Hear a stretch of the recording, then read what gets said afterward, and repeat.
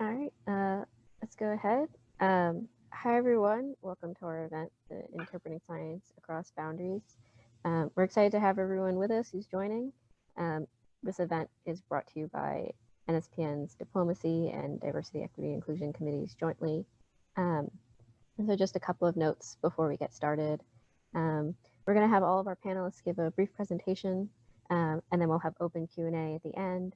So you can post all of your questions in the Q&A function at the bottom of your screen, and you're able to upvote questions and things that you like. So we'll try to answer those ones live.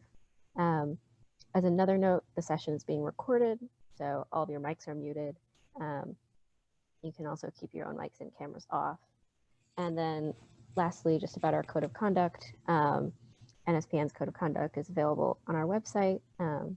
But overall, we're committed to prioritizing collaboration and accountability, diversity and equity, solidarity and inclusivity. So we're all expected to abide by that code of conduct. And so to get us officially started, I'd like to introduce our moderator, John Hurleyhe. John received his BS in biology from James Madison University and his PhD from Virginia Tech, sorry, I'm Georgia Tech. He is now an assistant professor at Sweetbriar College teaching biology and chemistry. John believes that science is the great equalizer, and so scientists therefore have a responsibility to make sure that underrepresented groups have access to science and have a voice in the scientific process. So I guess, John, you can take over now. All right, Rebecca, thank you. I'd also like to thank the NSPN for organizing this panel, and I'd like to thank you all for being here today. I really appreciate the turnout so far. I want to reiterate the organizing impetus for this panel, and it was organized by both the science policy as well as the diversity inclusion organizations branches of the NSPN. We know that science can be this powerful tool when we come together to help everyone, but we can't use it as this tool unless we bring everyone to the table from diverse backgrounds to discuss science, and that we give everyone who wants to be a scientist with the opportunity to do science. We need to make sure that they have those opportunities. And so we need to make sure that science, from the communication to the highest level of diplomatic negotiations, has communication, and that we can facilitate these interactions. So today we're going to talk about the process of translating and interpreting science, bridging those divides. We're going to talk about problems with the process, who's left behind, and what literally gets lost in translation. And then our great panelists today may offer some insights and some solutions, and maybe we can get some thought-provoking questions from the audience to help us achieve that goal. So with no further ado, I'd like to introduce our panelists. First panelist is Valeria Ramirez Castañeda, a native of Colombia. She received her Bachelor of Science in Biology at the National University of Colombia, a master's right next door in Bogota at the University of Los Andes, as well as a degree in Science Communication from the University of Barcelona. Currently, she's a PhD candidate in Integrative Biology at the department at UC Berkeley, where she tries to understand evolution, particularly between predator-prey interactions of amphibians and reptiles. However, she's also a passionate teacher and science communicator, and the reason we brought her here today is because she's published an interesting and thought-provoking work called The Disadvantages in Preparing and Publishing Scientific Papers Caused by the Dominance of the English Language in Science: The Case of Colombian Researchers in Biological Sciences. The link to that article can be found at the event information page. Our next speaker is Michelle Montelongo. She is an interpreter for the Registry for Interpreters of the Deaf and the National Association of the Deaf, Level 4, and she has over 20 years experience in interpreting American Sign Language, specializing in mental health, post-secondary education, and an emphasis on STEM. She's worked with Kern County, California, mental health services, but she also has abundant policy experience and has interpreted at Capitol Hill, the White House, and at the Helen Keller World Conference in Uganda. She's worked with numerous universities, including the California State University system and several private universities, and has worked as an educator of new interpreters for over 10 years, preparing interpreters for careers in STEM. And currently, she's looking into research and granting in order to better facilitate the needs and challenges facing deaf students. Our final panelist is Julia LaVilla-Nossova, who is a senior diplomatic translator, English to Russian, at the State Department Office of Language Services. She's a native of St. Petersburg, Russia, and she graduated summa cum laude from the Department of Foreign Languages at the Russian Herzl Pedagogical University in St. Petersburg, where she worked at the faculty, before moving to the United States and becoming a visiting scholar at the University of California, Los Angeles, at which point she started a freelance and contract career, eventually finding a position as a staff translator at the State Department's Language Services. From there, she's given and translated at numerous global events, including high-level military staff talks, World Trade Ascension negotiations, and nuclear disarmament treaty negotiations, including the START Treaty implementation talks in Geneva. And she's also committed to education, working and training interpreters and translators. She's received commendations from multiple secretaries of state and US ambassadors. So I'd love to welcome them all. And our first speaker will be Valeria. Welcome in. Hi, everyone. Thank you for inviting me. So should I share my screen right now? Oh. Yes, you should be able to start sharing now. Okay. Okay, so I'm going to start thank you. I'm very happy to be here with you today. It's the first time that I'm presenting this in English, actually. And it's a very important conversation to have with native English speakers, because it's actually about dominance of English language as a barrier of science. So I'm going to start talking about how we get to this.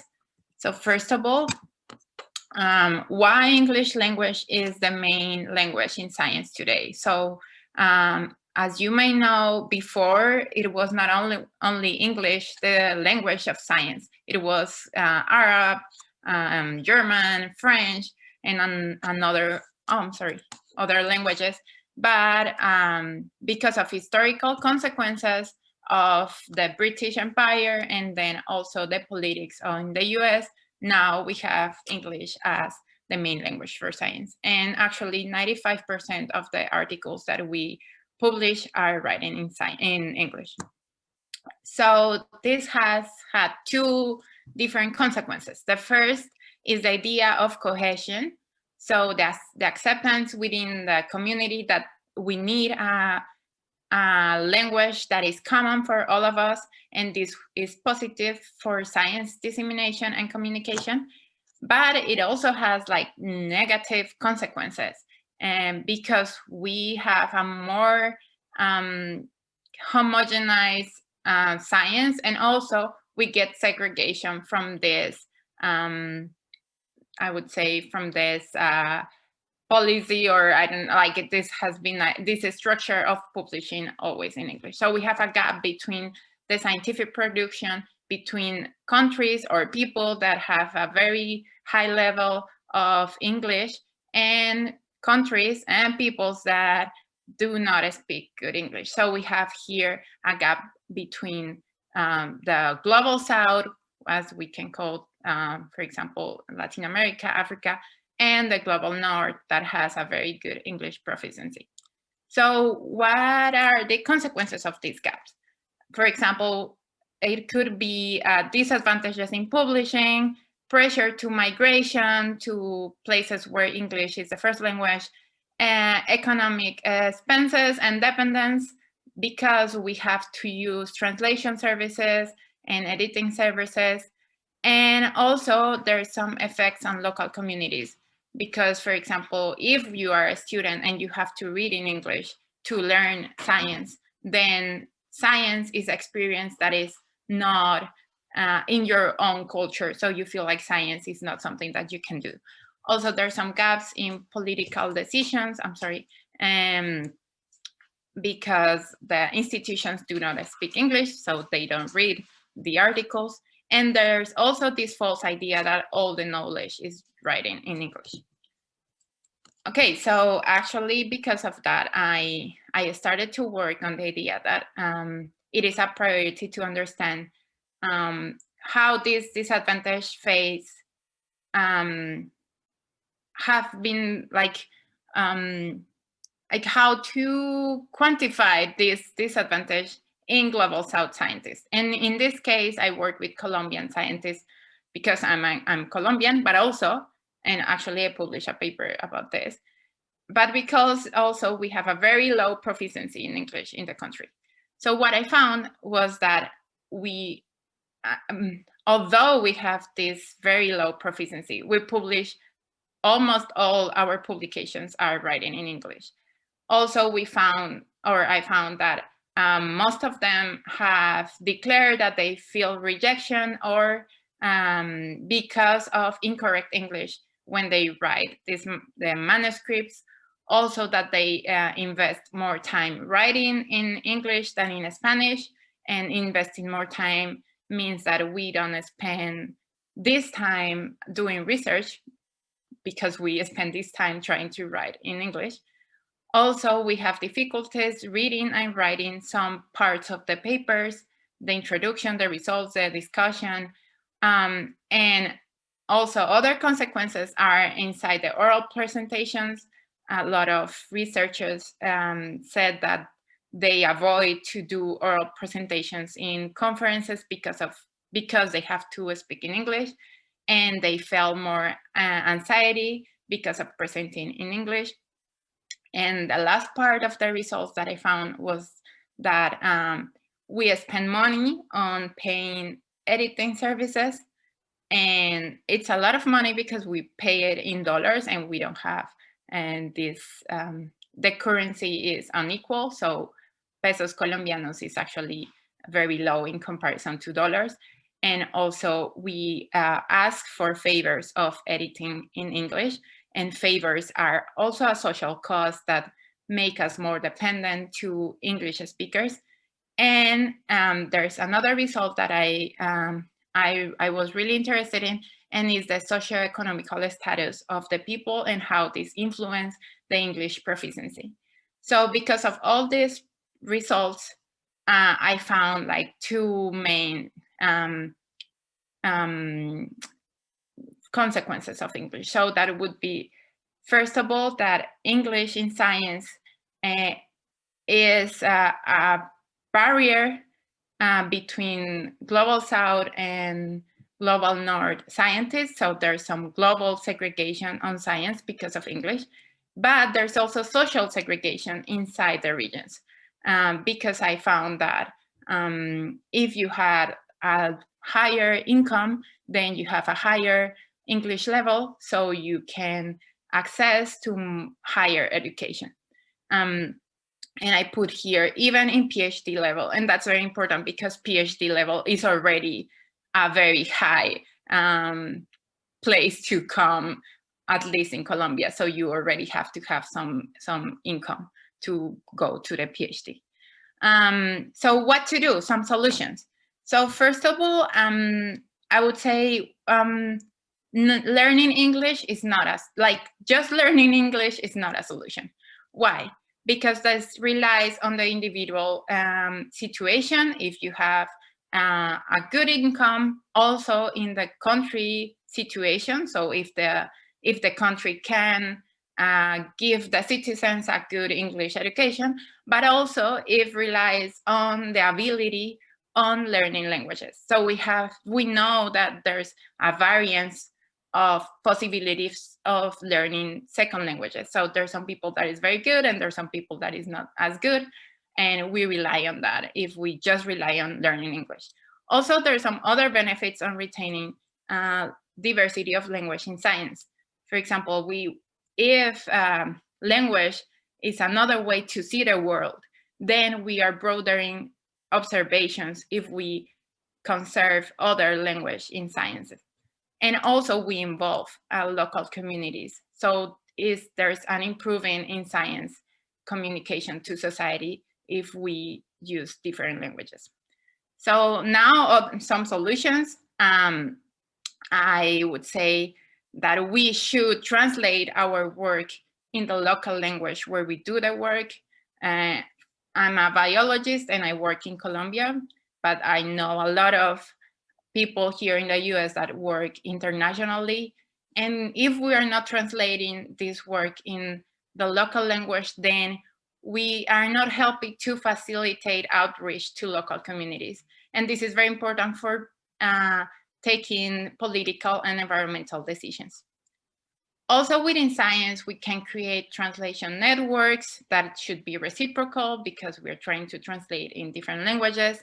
We should strengthen translation platforms. We should include editing and translation services in the publication system. Promote also these services in the universities. Oh, yeah, thank you, John. Increase multilingualism in editorial publishing system, and among other ideas that I'm happy to discuss. Okay, so finally, I love memes, so I wanted to share with you this meme. So when you want to be a scientist, but you don't have good English. And thank you very much for your attention. And I think that's all. Great, thank you, Valeria. Our next panelist speaker will be Michelle Montelongo.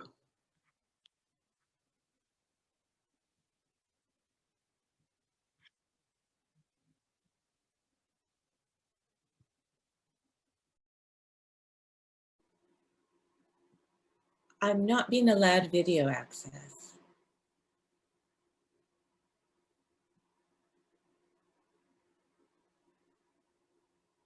Oh, I think the host has to allow my video access. Let me see if I can do that real quick then.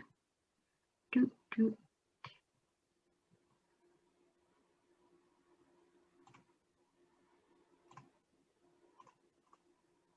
Let's try that.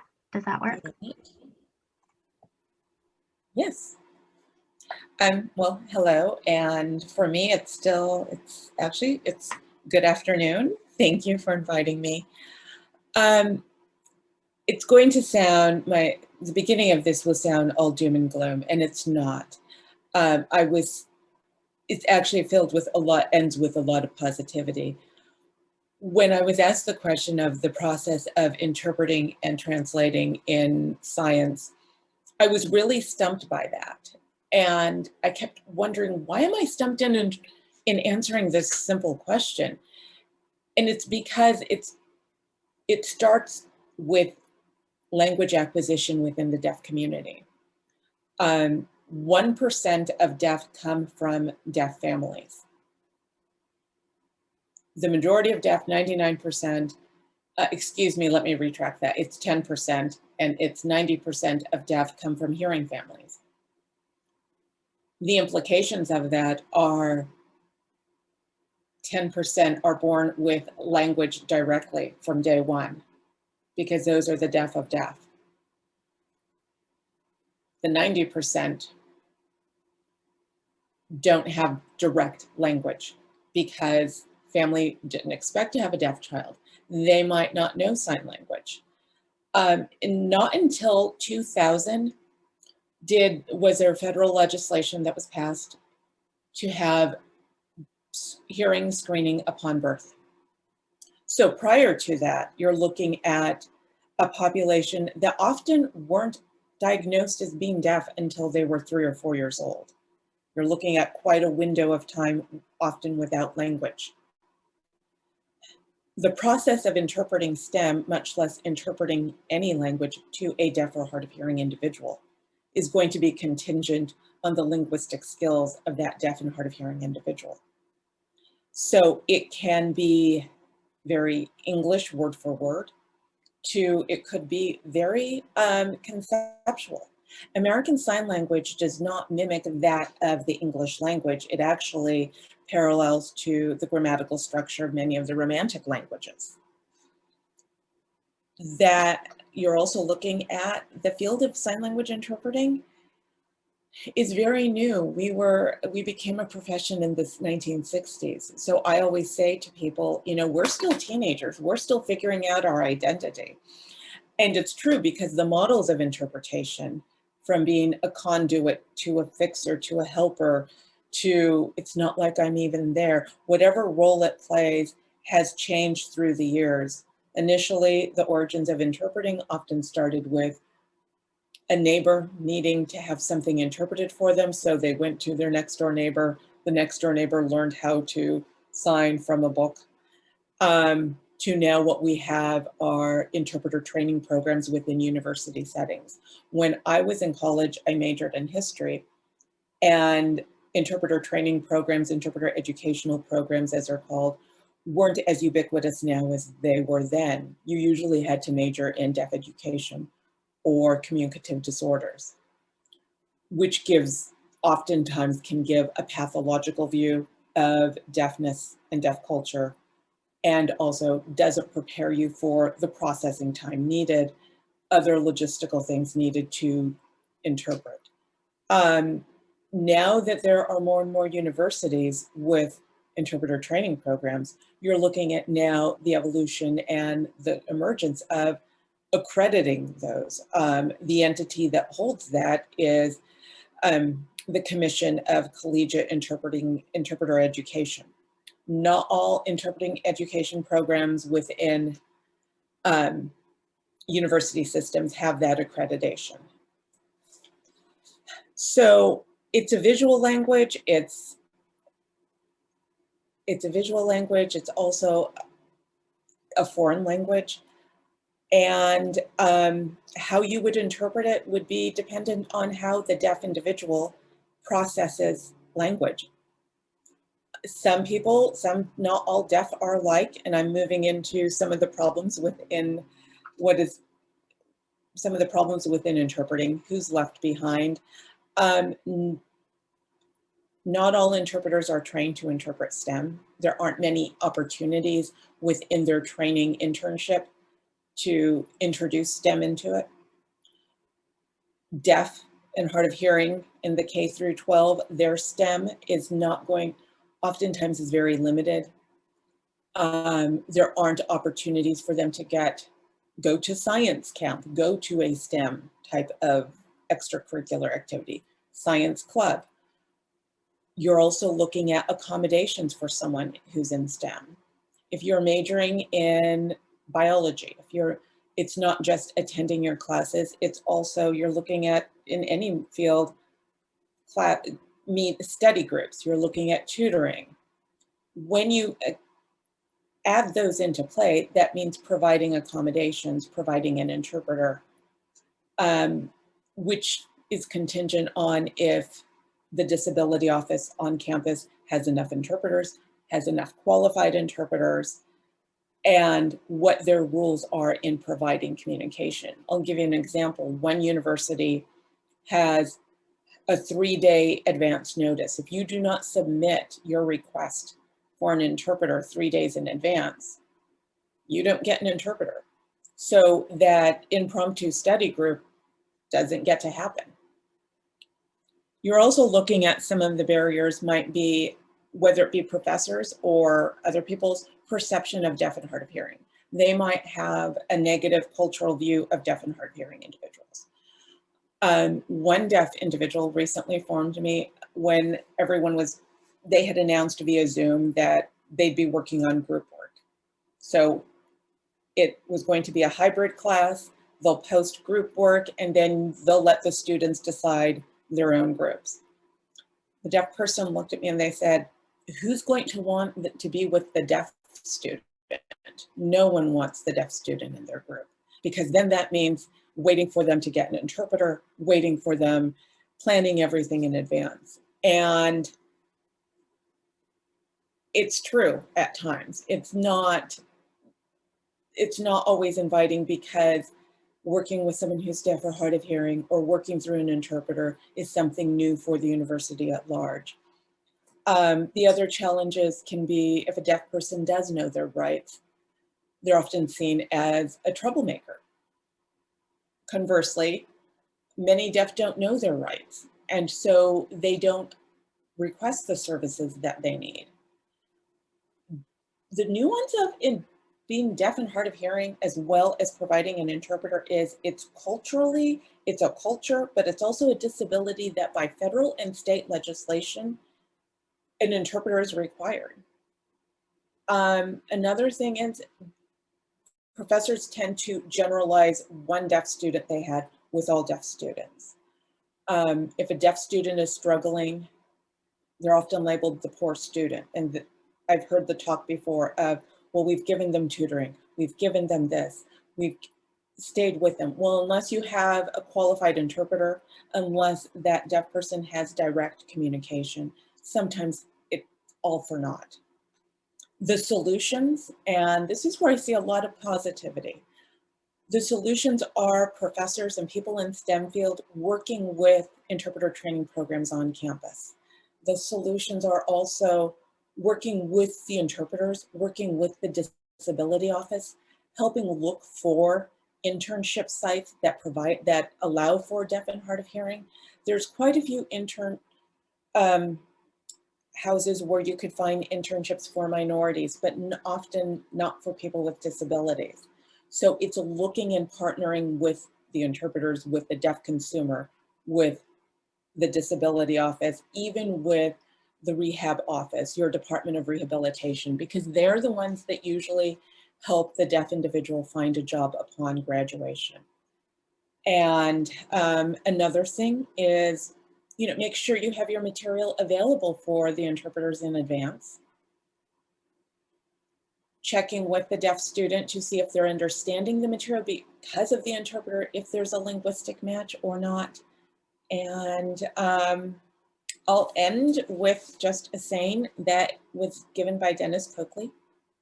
And it is, the choices we make and the decisions that follow and the actions that follow our choices can either avow or deny a deaf individual their dignity and their sense of humanity.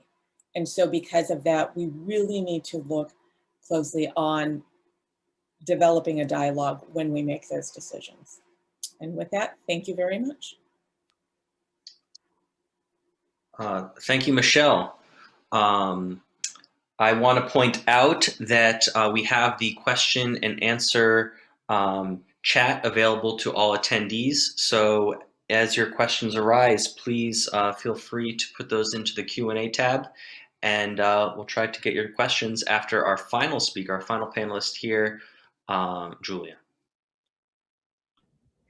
Hello. I'm trying to turn on the video so that you could see me briefly before I turn on the slides, but I don't know. Can you see me? Yes, and I see that I have the background of the organization for which I will be working tomorrow morning on Zoom, which is the US Tajikistan Business Council. But let me share the screen with you and switch on to my presentation.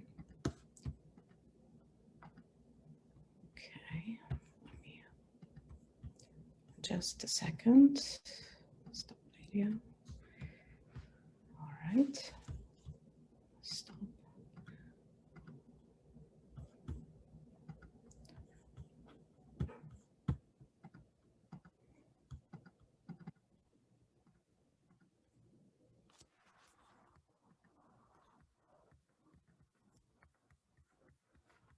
Sorry, I'm having a little bit of trouble. Would you like me to share them from my computer? Let me just do it one more time.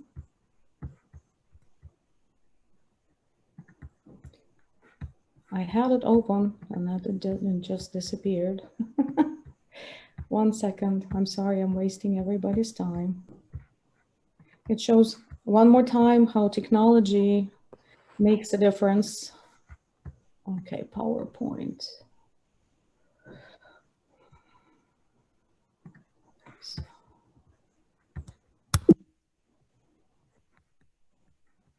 second. I'm completely lost. Maybe you can open it on your, Yeah, I can share it. so that we don't waste time. Sure. I will pull it up.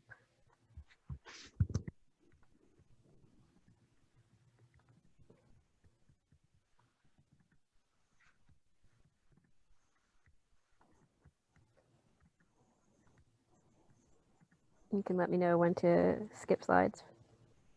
Well, actually, I opened it again, so maybe you could see it now on my screen. Let me see. Okay. I close this and this.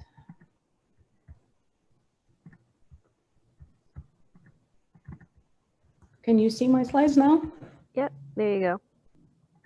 Okay, and you see it in, all right. Okay, so I apologize for the delay, and my presentation is very different. I'm going to speak about something very different from what the previous speakers spoke.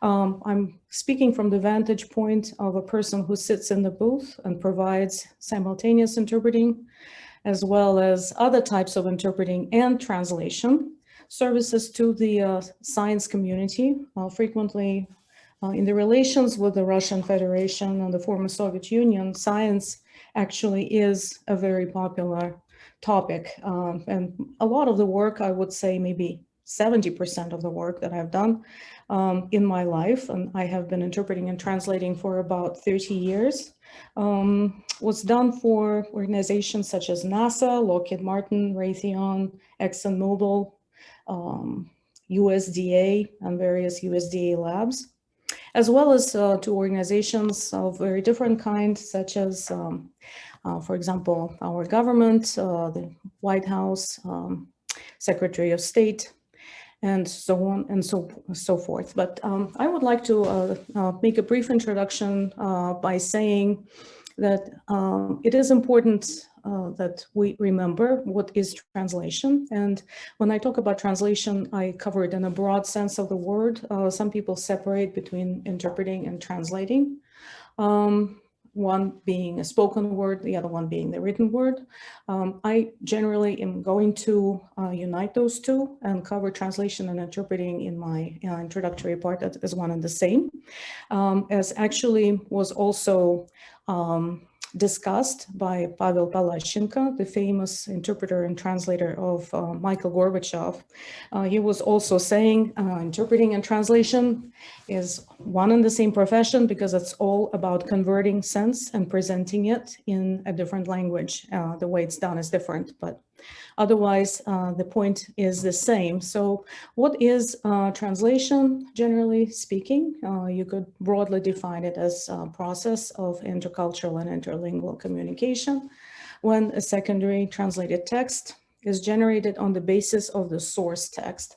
And source text and target text are the actual terms of art that exist in our profession, with the source text being the source that we translate, and target being the language into which we work. I, for example, work both into English and into Russian, so I'm a bi-directional person. Some people only work in one direction. But in the United States, for the most part, people work in both, just by virtue of how things are structured in our profession. Here is just a very brief diagram that I borrowed from a very popular book on translation and interpreting that actually is written in Russian and is used broadly to train interpreters and translators in Russia. But here is a description of translation being based on a communicative model, or the communication, with that being that what we produce as interpreters has the purpose of rendering the sense and having the same impact or influence on the recipient of the information as the original text, the source text that is produced by the speaker. In our situation, that would be a scientist who is giving a presentation. with the S being as a source text, T is a translator in this diagram, and R is the recipient. And then you see in red, TR1, S1 is actually the role where the translator or interpreter steps in, and he produces or she produces another text, which seems to be reflecting the source text. And then the R2 is the foreign language recipient.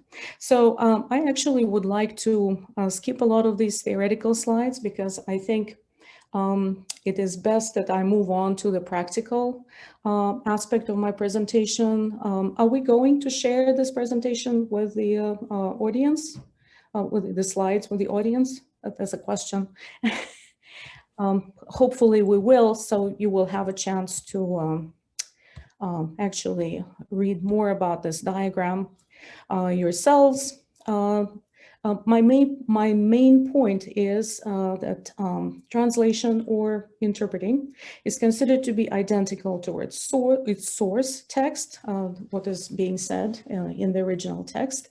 If the reaction of a foreign recipient is on all major points the same as the reaction of the recipient on the interlinguistic, which is the same without having to convert from one language to the other. Well, when you have the situation of communication between two entities who speak the same language.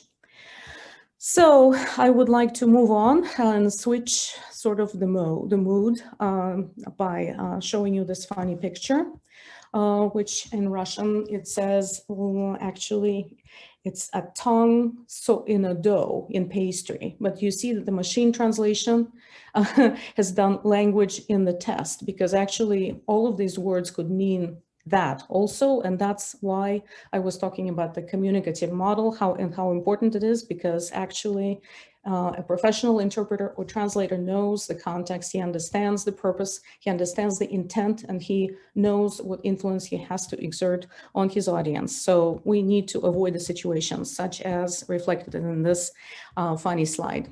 So a few words about the interpreting itself. There are two major types, you could say, of interpreting. Consecutive interpreting, which is frequently done with interpreters taking notes, and then even some of them are capable of producing reports about the meetings at which they interpreted, or simultaneous interpreting, at which point the interpreting happens at the same time when the speaker is speaking. And consecutive interpreting mostly occurs at small one-on-one meetings and during negotiations, for example, or at the meetings of the heads of state. I had the experience of interpreting at one of those when George Bush and Laura Bush visited St. Petersburg in Russia in 2001. So if you have any specific questions about that mode of interpreting, I can answer those as well. The simultaneous interpreting is done mostly in large venues for large gatherings, could be even up to several thousand people at the same time. The important thing about that is that it really saves a lot of time. So if you're pressed for time and you need to give a presentation, you're a scientist who has a lot to say, simultaneous interpreting would be probably your mode of choice. And here is a picture that reflects, you could see the booth in which interpreters are sitting. And I'm showing you also pictures taken in the booth. On the left, you can see what we see when we look out of the booth. Pretty much we have a chance of looking, the advantage of looking at the speakers. And if we see their slides, it's very helpful for us as well. Okay, so a few more words about simultaneous interpreting. The important thing for you as people who might use assistance of simultaneous interpreting, interpreters, it's important to remember that there are a number of processes that are happening at the same time. An interpreter who is sitting in a booth is listening to your presentation and at the same time putting what you're saying in his short-term memory. At the same time, he's or she is providing instantaneous analysis of what you're saying, sort of, and compresses the information so that she or he can quickly express it in the other language. And then also he has to be speaking at the same time. So all of these processes are happening at the same time. It makes it a very difficult but rewarding job. In the view of that, I would like to talk about practical considerations for those of you who will be presenting with interpreters. And those are very practical pieces of advice, which may seem very straightforward, but I'm a practitioner with a lot of experience. So what I'm saying to you is strictly based on my practical experience. Using slides is very helpful, especially when the presenter, i.e. a scientist, is planning to incorporate a lot of numbers, acronyms, graphic images, or diagrams. If you do this, if you do use those, please provide printouts of slides and speeches to the interpreters as soon as possible. It is recommended that you give them maybe a day or 2 days ahead of time so that interpreters could focus on the content and do all the necessary research, because we actually do research every topic on which we interpret. And it is very important for us to have the materials to work with. It is very helpful to have your slides translated ahead of time into the language of the audience in front of which you will be presenting. When you are displaying slides that have been translated, please display them in parallel with the ones in the source language, so that whoever is capable of reading them in both languages or one of the two can read them. It's also very helpful for the interpreters.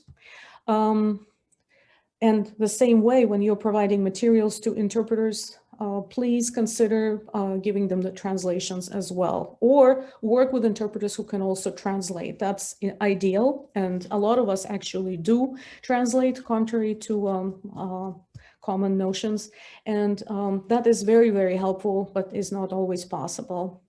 Another practical consideration, please be cognizant of your speech tempo and rhythm. It is important to stay away from reading prepared speeches. If it is unavoidable, please remind yourself to breathe and stop at the end of the sentence of a phrase, and please watch your intonation to not sound very monotonous. And try to speak in shorter sentences. Actually speaking naturally is very, very important. It's helpful to have that situation. Then there is another point, which is for a speaker who is a scientist or a politician, regardless, he or she needs to stay cognizant of cultural differences. So therefore, we recommend avoiding the excessive use of proverbs and cliches that are common in one language. Because it may not translate very well, or the interpreters will not have time to think of how to render your joke, for example, your example in their language. It may be very, very difficult.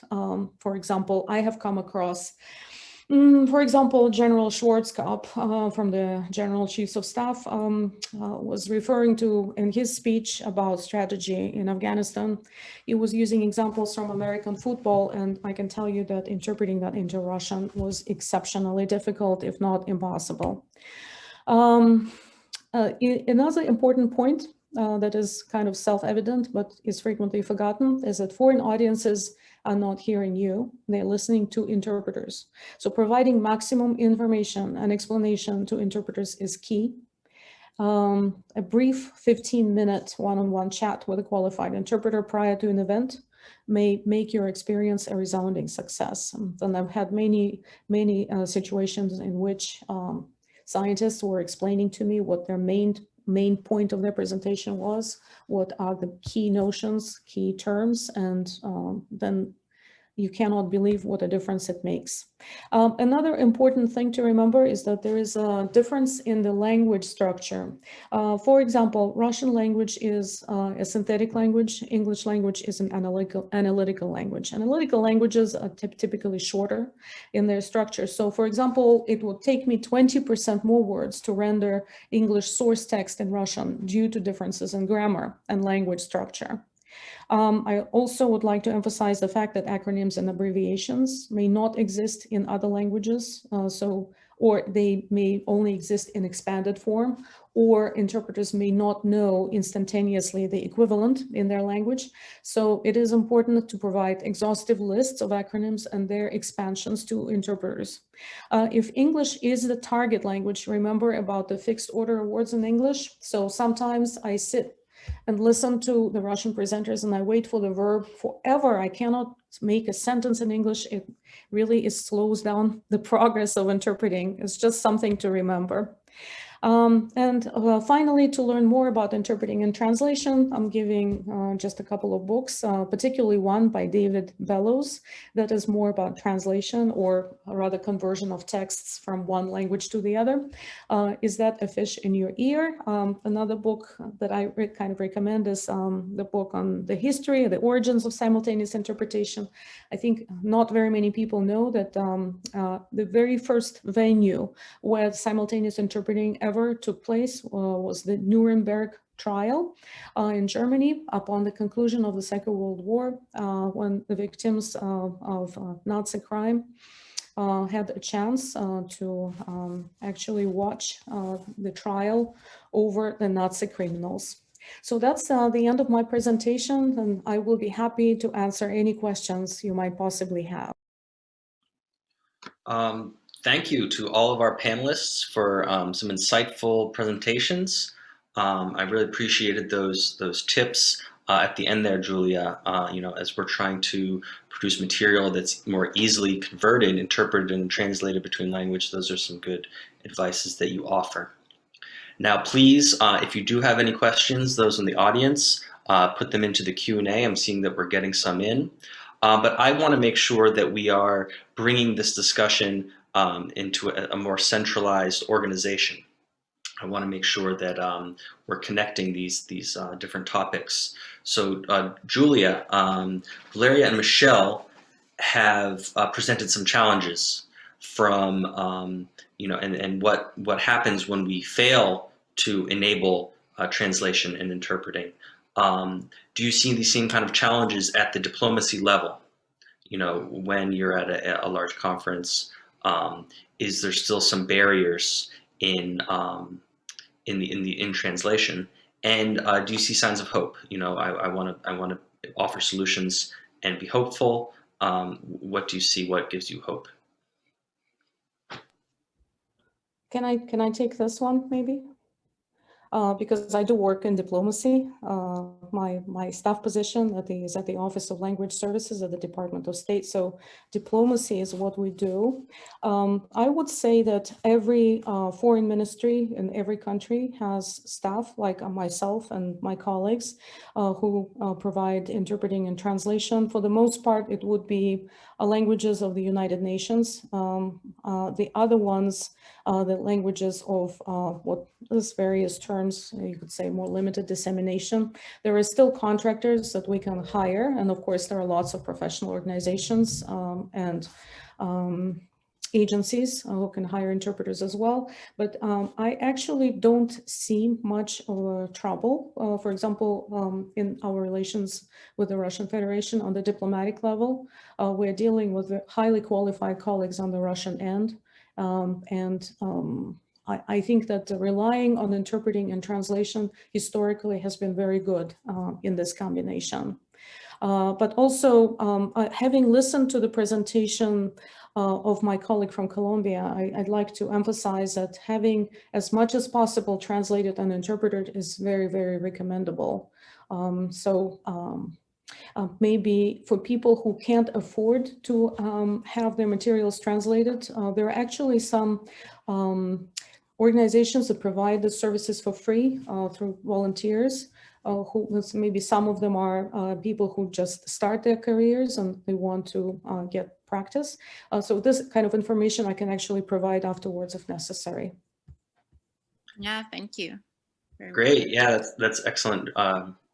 So we see that there's, you know, at the highest level, you know, there's resources and funding for these things at a high diplomatic level.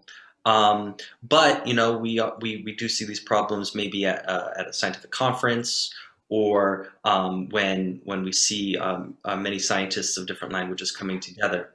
A question the audience has asked is the common theme that language barriers trap the value of science knowledge? Is the key to realizing the value to be found in translations or more English education? And Valeria, I think you spoke to this. Do you want to field this question? Yeah, of course. As I told you, I don't think the solution is to just to push the people, pressure the people to learn English. Of course, I think that having a second language is very cool, and we all should have. But we shouldn't rely on having a second language to be a scientist. So I think there's different solutions for that, but also like different reasons. I told you about the socioeconomical reason, but I also, as Michelle is here, I also want to highlight that there is some differences in the possibility of learning languages in humans. So actually we are also segregating people that is not as good as some other people to learn a second language or a third language. So no, the answer would be no, we shouldn't all learn, like if you want to, you should learn English, but not as a definite necessity to be a scientist. Like that should not be related. Like being a scientist is one thing, learning English should be another thing. Yeah. Julia, would you like to comment that? Yes, I'd like to briefly comment, again, from the standpoint of a practitioner immersed in the profession, that the way we operate is we understand the structure of the language we work with very, very well. And that helps us to render the modality, the relationship between what is being said and reality is actually what is modality, to render it in the other language. So therefore, I would say, first of all, yes, science should not be restricted by having to be only in English, and that's for sure. And especially I encounter a lot of people who don't speak English coming from Russia. That doesn't stop them. The science is still very vibrant, and yes, there are a lot of people who now speak English, but for those who don't, they explain to us what they need to be explaining to people they're talking to, and believe it or not, any highly professional interpreter like myself, I can work on any topic, of any scientific topic, there's no limit. Just let me get prepared a little bit ahead of time and give me a little bit of explanation. So my advice would be, please don't shy from hiring interpreters, or I don't know, befriending them and trying to work with them. Maybe if it's not possible to hire them, maybe they could help you find other solutions, because we all know each other and we could maybe provide some advice. I mean, it's very, very practical what I'm saying, but yeah. Thank you. All right, we have another question here about organizational level. What can those who are preparing a conference or a panel or any other event, what can be done to do that? We're talking about spoken languages here, but I'd like to invite Michelle in to take the first shot at, what are some resources that can be used in these situations? Thank you. I think one, providing accommodations, and I think this also dovetails on the question prior, is if you're hosting an event such as this, captioning is wonderful, especially after recording, but it's not the panacea. So it's providing interpreting, it's knowing what the accommodations are for the individual requesting them. Also providing enough information for the interpreters when you have a qualified interpreter. As my colleague said before, we can interpret anything. I always tell people, one of my first STEM assignments was interpreting for James Leville, explaining free return trajectory on his Apollo 13 mission. I've had to go from that to interpreting on Capitol Hill to interpreting in a kindergarten class. I always say, because I was fortunate to have the background, give me 2 weeks with the kindergarten class to prep as opposed to James Leville or Capitol Hill. But I would say being, culturally and linguistically affirming, and I'm going to speak primarily to my population to deaf and hard of hearing. It's that affirmation. It's not, oftentimes the response they'll receive is, well, do you know how much it's going to cost us to get this? Which the hidden message is, because of you, we are having to pay so much. And then it guilt-ridden the consumer, whomever's requesting that service, into, well, I don't want to ask again. So I hope I can add a little bit vis-a-vis the organization of scientific conferences, for example. I would say, from a very practical standpoint, again, decide on what mode of interpreting you're going to go with, because of course there are other types of simultaneous. One is called chuchotage, when somebody's whispering like behind you or next to you in your ear. That's not optimal, but it's possible. So for example, if you only have one scientist who doesn't have the language ability, so you resort to a chuchotage. If that is not an option, if you have many people, but the audience is small, meaning that the room is relatively small, it's important to know what space, physically, how big the space is. So if it's relatively small, you could use portable equipment for simultaneous interpreting. It's less expensive. Booth is the best solution, but it's also the most expensive solution. But there are also half booths, and there are configurations that are a little bit less costly. So I would say, for organizing the conferences, call around organizations, private companies that provide interpreting solutions, interpreting equipment, and see what you need based on that. And so I would say equipment is a big concern for interpreting, checking it ahead of time, but also dealing with professionals. I always encourage that, because unfortunately in our profession, you get what you pay for. So you can save a couple of $100 on an interpreter per day, or maybe $500 per day on equipment, but then the outcome may be not good. So I would say that is very, very important. Pay attention to the audience.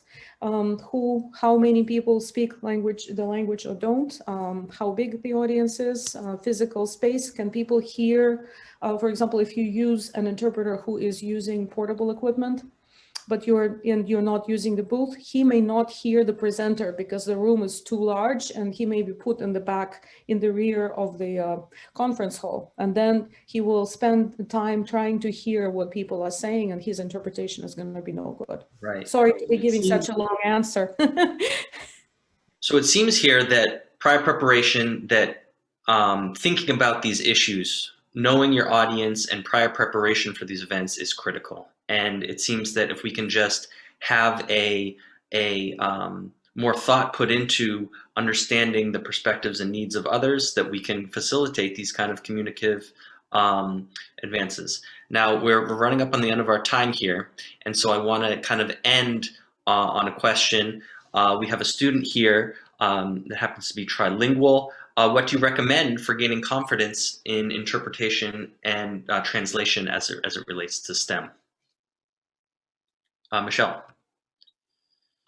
Just real quickly, vet the interpreters, but also prior to that, in any research you do, or when you're organizing the conference, see if you could qualify for if you're using an NSF grant or you're writing a grant for it, always incorporate an item of monies for interpretation, as well as looking for sponsors for interpretation. I'm going to shout out to right now, if for sign language interpretation, contact Sorensen or Purple, any entity that deals with communication, and look even towards OSEP, Office of Special Education, and the FCC. Also, I would recommend checking professional associations, such as, for example, TALS in the United States of America. In Europe, it's AIC, but I would say you don't necessarily to go through AIC to hire people, but at least it gives you a background of who you're going to hire. Now, with respect to the question as to how to improve your STEM ability, I would say just do it. That would help. I had the advantage of going to high school and college in the Soviet Union, where the STEM subjects were taught very, very well. The biology, for example, was my favorite subject. I loved physics and math, and it just all came together. But I would say the more you do it, the better you get. It's a very practical skill. So if you're trilingual, don't shy from doing as much work as possible. And I also recommend doing translations in addition to interpreting. So for example, if you're three languages, let's say are German, Russian, and English, try to find work that would require translating between these languages, because this is how you expand your vocabulary. This is how you understand the subject more deeply. So that would be my very, very practical advice. Try to get yourself into translation and connect that to your interpreting. Great. We're going to have a brief message from our organizer, Rebecca Glasser. If the panelists are willing to stick around. All right. So, one thing I'm interested in is that technology is advancing in digital communication. However, Michelle, you've mentioned that, always closed captioning, that digital interpretation may not always be a panacea. Valeria and Julia, have you seen similar concerns or are more hopeful in your areas? Valeria, why don't you take this away? Yes, actually I do. First of all, I would say just closed captioning is already something. And right now having the possibility to do conferences by Zoom, it really changes things if you can read in English what they are saying, or even in other language. Also, in my own experience, I still write in Spanish first, and then I translate with some learning machines.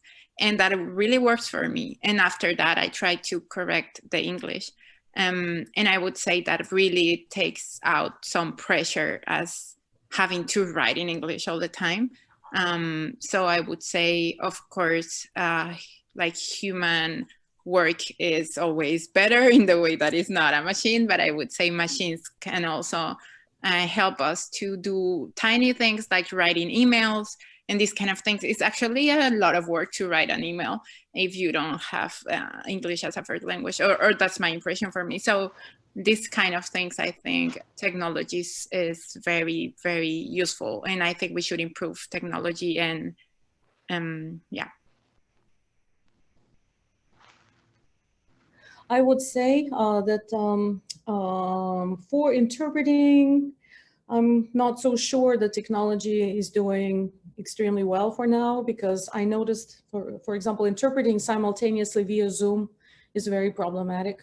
I think interpreting consecutively via Zoom works, and it works very, very well, actually. So I would recommend using more consecutive than simultaneous for that. Also, for the translation software, I'd like to point out that now there has been some development. The computational power of computers is so great now that the artificial intelligence translation is becoming more and more common.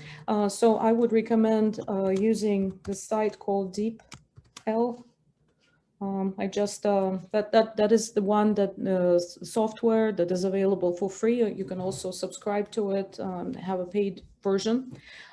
It's based on AI translation technology as well. I also typed in the site lingui.com. You can type in chunks of text and they will get translated. I would say Google Translate is probably the least recommendable, but of course, everything works when you need to communicate. As you remember, my point was the communicative model. So using whatever works for you is good, but I would recommend relying more on software that is based on AI rather than the old type that is pretty much a database comparison for matches that are identical or not, just like it is done in Trados. I'm not sure if probably you're familiar with the software.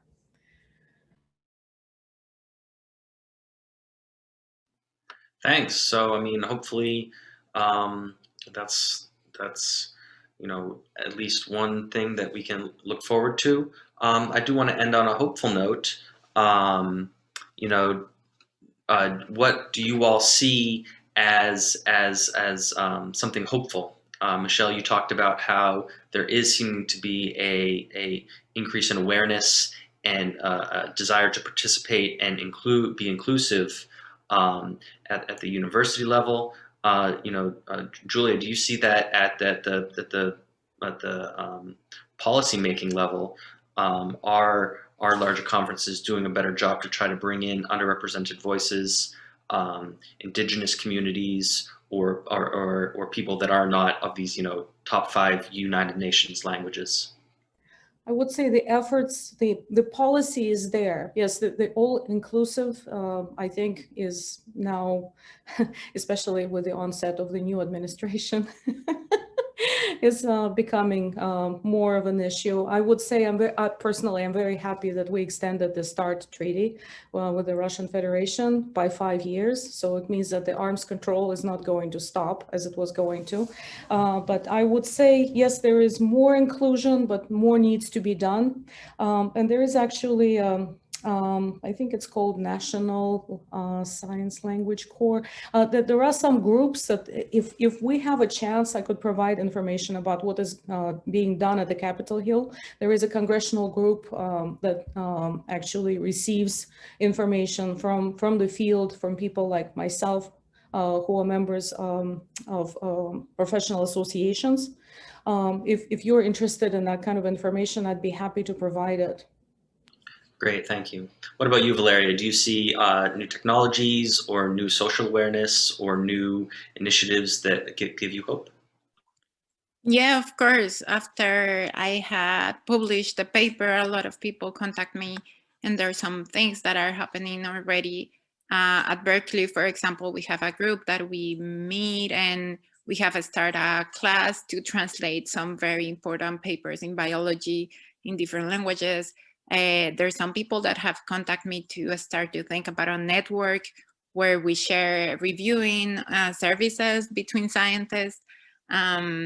There's some ideas to do new research on this topic too with undergrads.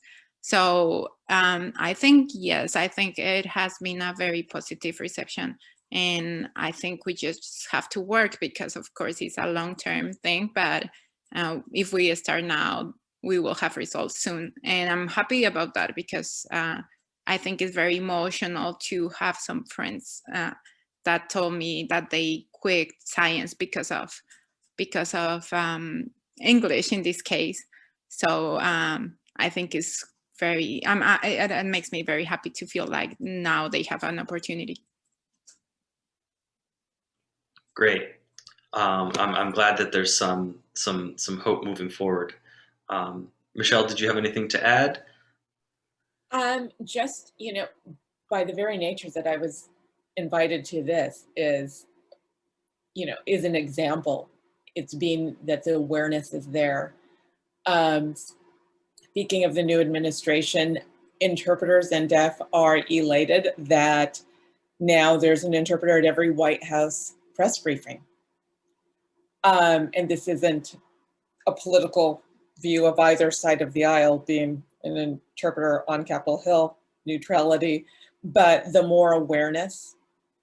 And just now, like I said, as much doom and gloom as it seems, and especially with the shelter in place and everyone learning through Zoom, or interpreters being trained through Zoom, as much as it seems daunting, I think now more than ever it's a propitious time for us to learn new avenues of providing accommodations and to focus on exploring those, as well as I said before, getting grants from NSF, getting grants from OSEP, being able to be collaborative with deaf faculty, even if they're not in the STEM field, deaf faculty on your respective campuses to veer their subjects towards the access, the accessibility to STEM.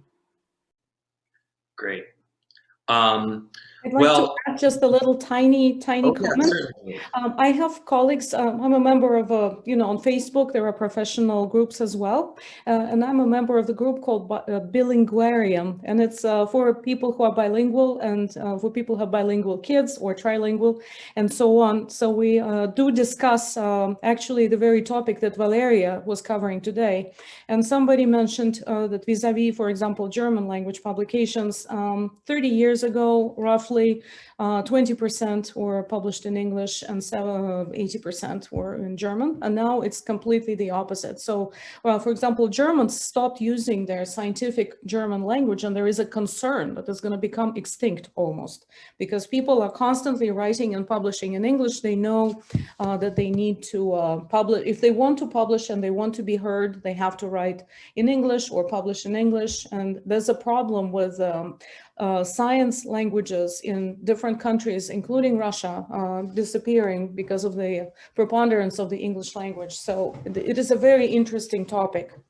And I also sent information about it. It's called the Joint National Committee for Languages, the organization I was thinking about. Please check it out for the outreach, congressional outreach. If you want to be heard, maybe consider joining or at least reading about them.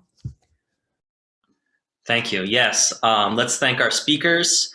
And the final question we have here is, where can we contact our speakers? How can we get some of these cool resources that they've been mentioning? And I hope that our organizers can, link that or do a follow-up communication to our attendees to make sure that they have access to that. So thank you all again. It's been a very insightful conversation, and I've really appreciated it. I hope you all have a wonderful day. Thank you. Thank you. Thank you for the invitation. Thank you. It was a pleasure meeting you, colleagues. You too.